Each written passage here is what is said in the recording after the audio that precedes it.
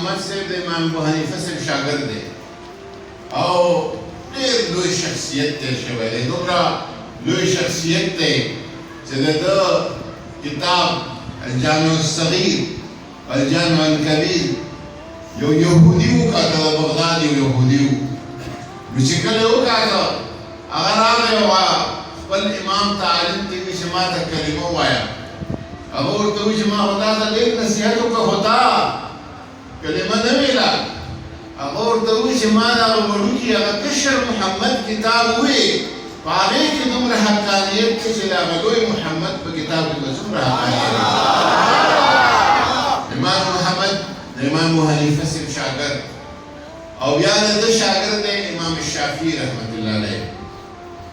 دا دواړه په بغداد کې یو جومات کې ناست ستړي وو اراده یې دا وه چې لږ قیلوله وکړه او ډډه ولګوي ملا صاحب خو بس په جومات کې وي ده خو بنځی نه وي جومات کې ډډه لګوله په دې کې یو کس راننوت مانځه ته چې مانځه ته راننوت دا علما په هر چا کې نظر لري چې دا څه کوي نو امام شافعي صاحب امام محمد صاحب ته وویل چې استاد صاحب ته راته دا وایي چې د سړي پیشه او هنر څه شی دی نو امام محمد صاحب ورته وایي چې دا ترکاڼ دی امام شافعي صاحب ته وایي تا به کې څه خیال دی هغه ورته چې دا الوار دی خیر سړی په مانځه کې مشغول و چې مانځه نه فارغ شو روی وغوښته دا شک شبه له منځه ووځي ورته وایي چې د ستا کسب او هنر څه دی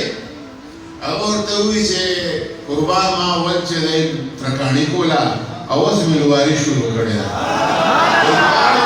د دواړو هغه سوچ او فکر د هغه په حق کې خدای پاک برابر کړي دا پیغمبران نه وو دا صحابه هم نه وو دا تابعین هم نه وو دا تبع تابعین وو امام محمد صاحب امام ابو حنیفه صاحب کتل امام شافعي صاحب امام مالک صاحب کتل او دا تبع تابعین